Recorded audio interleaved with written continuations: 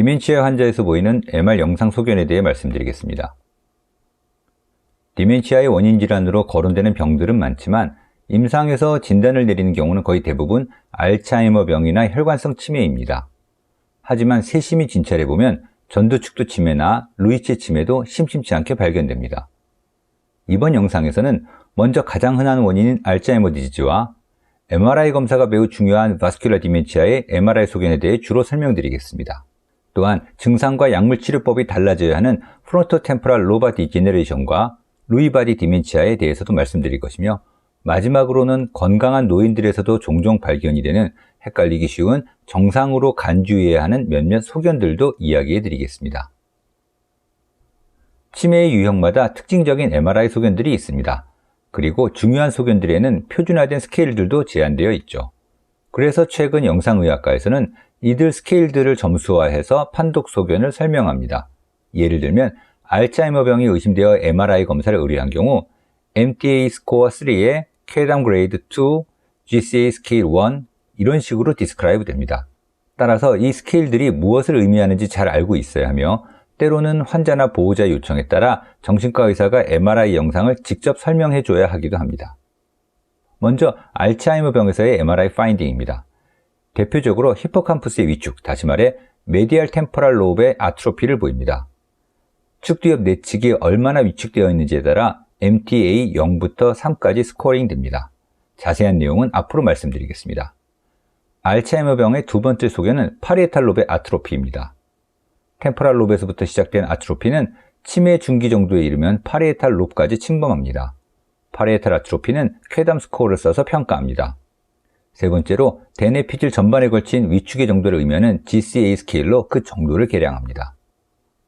두 번째로는 뇌혈관 질환으로 인해 치매가 발생하는 경우입니다. 약자로 CVA, 간단히 스트로크라고 불리는 Cerebral Vascular Accident는 80% 이상의 경우가 혈관이 막혀서 발생하는 Cerebral Infarction이고 나머지가 헤머리지입니다. 혈관 중에는 MCA, 즉 Middle Cerebral Artery에서 문제가 발생하는 경우가 가장 흔한데, 그중 M1, 즉 Horizontal Segment는 베이살 강글리아나 림빅 시스템 등 중요한 부위에 혈액을 공급하는 부위죠. 물론 세레브랄 콜텍스에 손상이 오면 모터 심텀이나 센서리 심텀이 나타나기 때문에 스트로크가 온 것이 눈에 확연히 드러납니다. 하지만 그 외의 부위, 예를 들어 화이트 마타의 인팍션이 그것도 크지 않게 온다면 심텀이나 사인이 두드러지지 않을 수도 있습니다. 여러 차례 반복되기 전까지는 말이죠. 결국 화이트 마타에 광범위하게 인팍이 오고 나서야 인지 기능이 떨어지거나 성격이 변하든가 하는 티가 나기 시작합니다. 파제카스 스케일은 이렇듯 화이트 마타의 하이 시그널 인텐시티가 얼마나 많이 보이는가에 따라 CVA의 정도를 평가하는 척도입니다. 하지만 인팍의 개수가 많지 않고 심지어 열공, 즉 라쿤이라고 불릴 만큼 그 크기가 아주 작더라도 그 부위가 전략적으로 아주 중요한 핵심 부위라면, 예를 들어 앞서 말씀드린 대로 M1 세그멘트라면 외관상 보여지는 뉴럴로직 심텀이 없더라도 인지 기능은 심각하게 손상될 수도 있습니다. 따라서 혈관성 치매에 대한 판독제에는 라쿤이나 스트래티직이라는 표현이 자주 등장하곤 합니다. 전두축두 치매는 이름에서 알 수 있듯이 전두엽과 측두엽이 초반부터 침범받는 질환입니다. 피크시 병이라고 불리기도 하는데 MRI 소견은 프론탈 롭과 템포럴 롭의 아트로피입니다. 알츠하이머 병에서와는 달리 좌우로 아시메트릭하다는 점이 특징입니다. 네 번째 치매인 루이체 치매는 특징적인 MRI 소견이 없습니다. 그래서 진단이 잘 내려지지 않으며 사후 부검에서 현미경상 루이 바디가 관찰되어야 확진이 됩니다. 하지만 쉽게 지나칠 수 없는 것이 파킨슨병과의 간별 때문입니다. 치매의 원인으로 파킨슨병이 자주 언급되지만 정신과에서는 접할 기회가 많지 않습니다.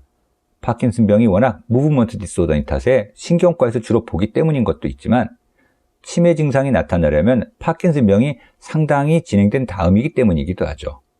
다시 말해 substantia nigra에서부터 시작된 뉴런의 디제너레이션이 점점 부위가 넓어져 히포캄푸스나 템포럴 롭까지 침범되고 나서야 치매 증상이 나타나는 것입니다. 겉으로 드러나는 무브먼트 심텀 탓에 뒤늦게 나타나는 커그니티브 심텀들이 가려진다는 뜻이죠. 반면에 루이체 치매는 파킨슨병에 의한 치매와 달리 초반부터 인지 증상과 운동 증상을 모두 보입니다. 게다가 환시 같은 정신병적 증상도 자주 보이기 때문에 딜리리움이나 또는 사이코틱 디프레션으로 오인되기도 쉽습니다. 지금까지가 이번 영상의 내용 중 핵심입니다. 이제부터 각각에 대해 좀 더 자세하게 알아보겠습니다. 첫 번째로 알츠하이머병입니다. MTA, 즉 Medial Temporal Atrophy의 정도에 대한 척도입니다.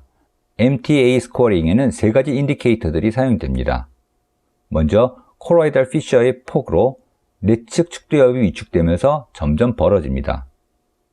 축두엽이 위축이 되면 상대적으로 내실이 확대되는데 이 부위에서 보이는 라테럴 벤트리클의 템포럴 혼도 확장이 됩니다. 코로이달 피셔와 템포럴 혼 사이의 이 부위가 바로 히포캄푸스인데 세 번째 기준은 히포캄푸스를 포함한 이 영역의 높이가 줄어든 정도입니다. 이 세 가지의 기준에 따라 0에서부터 4까지의 단계를 매깁니다. MTA 스코어 0는 세 가지가 모두 정상인 상태입니다. 1에서는 코로이달 피셔의 넓이가 약간 벌어져 있고 2에서는 코로이달 피셔와 템포럴 혼의 넓이가 어느 정도 벌어져 있으면서 히포캄팔 포메이션의 높이가 약간 줄어들어 있습니다. 그리고 3와 4로 갈수록 빈 공간은 넓어지고 해마는 쪼그라듭니다. MRI 영상으로 직접 확인을 해보면 MTA 스코어 1에서는 코로이달 피셔가 약간 벌어져 있습니다. MTA 스코어 2에서는 코로이달 피셔와 템포럴 혼이 더 벌어지고 히포캄푸스가 작아집니다.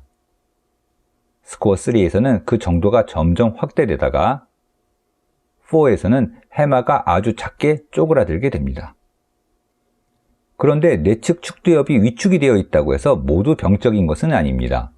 스코어 1까지는 정상으로 보곤 하며 75세 이상의 노인들은 스코어 2까지도 정상인 경우가 있습니다. 물론 임상 증상도 반드시 감안해서 판정을 하는 것이 중요합니다. 알츠하이머병의 MRI 소견의 두 번째 특징은 두정엽의 위축입니다. 파리에탈 아트로피의 정도는 쾌담 스코어를 사용해서 판정을 하는데 그 의미를 제대로 이해하기 위해선 몇 가지 해부학적 지식이 필요합니다. 프론탈 롭과 파리에탈 롭을 구분짓는 센트럴 서커스, 파리에탈 롭과 옥시피탈 롭을 구분짓는 파리에토 옥시피탈 서커스, 대상회 즉 싱귤레이트 자이러스의 윗변을 따라 지어지는 싱귤레이트 서커스, 그리고 파리에토 옥시피탈 서커스 바로 뒤에 쐐기 모양의 영역인 큐니우스 등을 기억하고 있어야 합니다. 쾌단 그레이드 0는 아트로피가 없는 상태입니다. 따라서 서커스들이 벌어져 있지 않고 닫혀 있다고 말할 수 있습니다. 그레이드 1에서는 마일드한 아트로피가 진행돼 서커스들이 약간 벌어지기 시작합니다. 그레이드 2가 되면 상당히 벌어지다가 그레이드 3에서는 거의 말기에 이르게 되는데 그 정도가 되면 쪼그라든 피질은 영상에서 마치 칼날처럼 보입니다. 나이프 블레이드 아트로피는 쾌담 스코어에서만 나오는 용어는 아닙니다. 해당 사진은 후반부에 보여드리겠습니다. 쾌담 스코어의 예시입니다. 0에서는 파리에탈 롭이 위축되거나 그 앞뒤 서커스들이 벌어져 있지 않습니다. 그러다가 1이 되면 주름이 깊게 잡히기 시작하면서 싱귤레이트 서커스의 뒤쪽 부분도 까맣게 벌어지는 게 보입니다. 트랜스버스 뷰로 봤을 때에도 주름이 깊어지기 시작합니다. 2에서는 그 정도가 점점 더해지다가 3가 되면 극심해 보입니다. MTA 스코어와 쾌담 그레이드가 축두엽과 두정엽의 아트로피를 평가한 것이라면 GCA는 전반적인 뇌의 위축을 말해줍니다. 스케일 0부터 3까지로 매기는데 기준은 쾌담 스코어와 비슷합니다. 그 예입니다. 스코어가 높아질수록 회색의 자이러스들이 얇아지고 검은 공간인 서커스가 커집니다. 지금까지 말씀드린 MTA 스코어, 쾌담 그레이드, GCA 스케일 등은 알츠하이머병의 특징인 콜티컬 아트로피가 어느 정도인지를 표시해주는 척도들입니다. 이에 반해 바스큘라 디멘치아의 특징은 아트로피가 아니라 인팍션이나 헤모리지로 인한 셀 데미지의 흔적들입니다. 앞서 한번 말씀드렸듯이 CVA는 헤모리지와 인팍션으로 나눌 수 있는데 80% 이상이 인팍션입니다. 게다가 헤모리지의 경우는 대개 메ningi스 주변으로 터지는 경우가 많고 만일 뇌 실질 내로 출혈이 일어난다면 대개 손상 부위가 넓고 치명적이기 때문에 혈관성 치매가 진단 내려진 경우는 많지 않습니다. 따라서 혈관성 치매는 대부분 세레브랄 인팍션에 의해서 발생을 하는데 인팍션이 하나냐 여러 개냐로 나눌 수 있고 막힌 혈관이 큰 혈관이냐 작은 혈관이냐로 구분하기도 하며 손상 부위가 피질 쪽이냐 피질 하 부위냐에 따라 나누곤 합니다. 그런데 대개 치매 증상을 보이는 경우는 여러 혈관들이 막히는 멀티 인팍 디멘치아이고 또한 큰 혈관보다는 작은 혈관들이 막히는 경우가 외관상 두드러지는 신경학적 증상들이 적기 때문에 모르는 사이에 인지 기능이 점차 떨어지면서 치매로 진행이 되는데, 그중 아주 작은 혈관이 막혀서 셀데스가 마치 작은 구멍이 난 것처럼 보이는 라쿤이 특징이곤 합니다. 운동 증상이나 감각 증상을 보이는 콜텍스 부위보다는 인지나 사고를 담당하는 영역인 피질 하 부위에 뇌경색이 발생하는 경우가 더 흔하며, 이를 화이트 마터 리전 또는 MRI 영상 판독에서 사용되는 표현으로 화이트 마터 하이퍼 인텐시티라고 부릅니다. 혈관성 치매에서 특징적인 소견 중 하나가 스트래티직 인파크입니다. 고위 정신 기능을 작동시키는 데 있어 전략적 요층주의들의 인파크이 왔다는 말이죠. 그래서 바스큘라 디멘치아의 영상 판독지에는 멀티 인파크 디멘치아, 라쿠나 인파크, 서브콜티칼 디멘치아라는 용어들이 자주 등장하는데, 여기서 보이는 그림과 같은 경우들을 말합니다. 그런데 이 용어들은 서로 뚜렷이 구분되는 배타적인 개념은 아니기 때문에 너무 혼동스러워하실 필요는 없습니다. 세레브랄 인팍션, 다시 말해 바스큘라 디멘치아에서 사용되는 파제카스 스케일은 이런 세레브랄 인팍 소견들이 어떻게 보이느냐에 따라 단계를 매깁니다. 점을 찍은 듯한 펑테이트 리전이 화이트 마터의 하이퍼 인텐시티 시그널로 보이는 정도를 갖고 평가를 하죠. 0에서는 그런 리전이 거의 없지만 1에서는 몇 개가 보이는데, 만일 이런 리전들이 서로 인접하거나 커다랗거나 개수가 많은 경우 그 흰색 점들이 서로 이어져, 다시 말해 브릿지를 형성하게 되면 2단계로 칩니다. 몇 개의 리전이 합류되어 커다란 병변을 만들면 파제카 3가 되는 거죠. 밑단의 그림에서 보여지듯이 1단계가 되면 화이트 마터 하이퍼 인텐시티가 몇 개 보이기 시작을 하는데, 2단계에서는 병변의 합류, 즉 컨플런스가 나타납니다. 나이가 들면 뇌혈관의 순환에 문제가 생기는 일이 흔하기 때문에 꼭 치매가 아니더라도 몇 개의 병변들은 정상적으로도 관찰될 수 있습니다. 파제카스 2 이상일 때 임상적으로 치매 증상을 보인다면 혈관성 치매라고 진단 붙이게 되죠. 스트래티직 인팍션은 인지 기능의 중요한 부위에 인팍이 온 경우입니다. 여기에 포함되는 부위로 여러 가지들이 있는데, 파리에탈 롭과 템포랄 롭이 만나는 부위인 앵귤라 자이러스의 인팍, 마치 강물이 모여들듯이 자이러스로부터 하얗게 흘러내리는 듯한 하이 시그널을 보이는 워터쉐드 인팍, 그리고 양쪽 시상에 인팍이 온 경우 등이 그 예입니다. 다음으로는 세 번째 치매 유형인 프론토템포랄 로바 디제너레이션입니다. FTLD는 알츠하이머병과 비슷하게 뇌세포가 죽으면서 피질이 위축되는 병입니다. 그런데 조직학적 소견은 사뭇 달라서 알츠하이머병에서는 아밀로이드의 비정상적 침착에 의한 셀 데스의 흔적들, 즉 시나일 플레이크와 뉴로피브릴라리 탱글이 특징이라면, FTLD에서는 세포가 빵빵하게 부푼 모양인 픽 바디를 보이는 것이 특징입니다. FTLD에서는 초반부터 전두엽이 손상되기 때문에 기억력이 떨어지기 전에 성격 변화나 언어장애가 먼저 나타나곤 합니다. MRI 소견으로도 전두엽과 측두엽이 위축되는데, 특징적으로 좌우가 대칭적이지 않게, 그러니까 어느 한쪽이 위축이 더 두드러집니다. 이 그림에서처럼 우측 측두엽은 거의 정상인데, 좌측 측두엽 폴 부분은 아트로피가 너무 심해 마치 칼날처럼 뾰족하게 보이기까지 하죠. 요약하면 인지 기능은 별로 나쁘지 않은데 갑자기 성격과 말투가 달라져서 MRI를 찍어보니 전두엽과 측두엽에, 그것도 비대칭적으로 좌나 우 어느 한쪽으로 위축이 심하게 왔다면 FTLD, 즉 피크시병을 의심할 수 있으며, 사후에 뇌 조직 검사를 해보면 피크바디가 관찰된다는 것입니다. 마지막으로 네 번째 유형인 루이체 치매입니다. 말씀드린 대로 루이체 치매의 MRI는 특이 소견을 보이지 않습니다. 따라서 진단이 쉽지 않겠죠.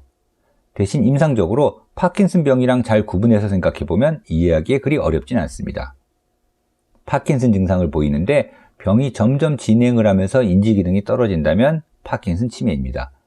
그런데 초반부터 인지 기능도 떨어지고 파킨슨병처럼 운동 증상도 보인다면, 더군다나 생생한 환시까지 호소한다면 루이체 치매를 의심해 볼 수 있습니다. 다시 요약해 보겠습니다. 해마를 포함한 측두엽의 위축은 알츠하이머병과 FTLD의 특징입니다. 하지만 측두엽과 함께 두정엽이 위축된다면 알츠하이머병이고, 전두엽의 위축이 초반부터 두드러진다면 FTLD입니다. 혈관성 치매에서도 피질의 위축이 보일 수는 있지만 더 특징적인 것은 CVA가 왔다는 증거들, 즉 라쿤이나 화이트 마터 리전, 전략적으로 중요한 부위에 인팍 소견들이 관찰된다는 점입니다. 그리고 루이체 치매는 특별한 이상 소견이 보이질 않습니다. 한 가지 덧붙여 정상 노인에서 관찰되는 소견들 중 비정상으로 오인되고 나는 몇 가지 특징들을 말씀드리겠습니다. 뇌를 지나는 혈관 옆으로 플루이드가 고이는 바람에 마치 구멍이 난 것처럼 보이는 경우가 있는데 정상입니다. 영상의학 판독지에서 Virtual Robin Space라는 용어가 기록되어 있다고 놀라실 필요는 없습니다. 뇌실 주변으로 허옇게 띠를 두른 듯이 뭔가 덮여있는 것 또한 정상 소견입니다. 모자를 쓴 듯 또는 뇌실을 따라 띠를 두른 듯이 보인다고 해서 캡스 앤 밴드라는 이름을 붙이기도 합니다. 대뇌의 가장 큰 서커스인 센트럴 서커스만 넓어 보이는 경우도 정상입니다. 그리고 MTA에서 말씀드렸듯이 1, 2단계까지는 정상일 수 있습니다. 실제로 영상의학과 판독지 3개를 살펴보도록 하겠습니다. 남자 82세 환자입니다. 양쪽 히포캄푸스와 메디얼 템포럴 롭에 모더레이트 아트로피가 있습니다. MTA 스코어 3입니다. 포스테리어 싱글레이트 서커스와 파레토 옥시피탈 서커스가 상당히 벌어져 있고 파레탈 롭의 아트로피도 뚜렷하므로 쾌담 그레이드 2입니다. 세레브랄 콜텍스의 전반적인 위축이 조금 보이므로 GCA 스케일 1입니다. 양쪽 되뇌 방구에 화이트마터 하이퍼인텐시티들이 패치처럼 보이면서 서로 함유되기도 하므로 파제카스 그레이드 3입니다.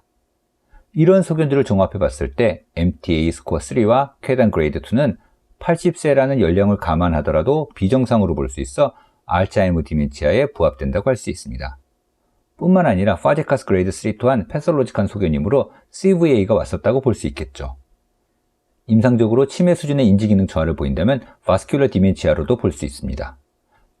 따라서 이 케이스의 최종 진단은 믹스드 타입 디멘치아로 받고 노네페질과 옥시라세템을 처방한 뒤 리스크 팩터인 고혈압과 고지혈증을 좀 더 세심히 조절받도록 하였습니다.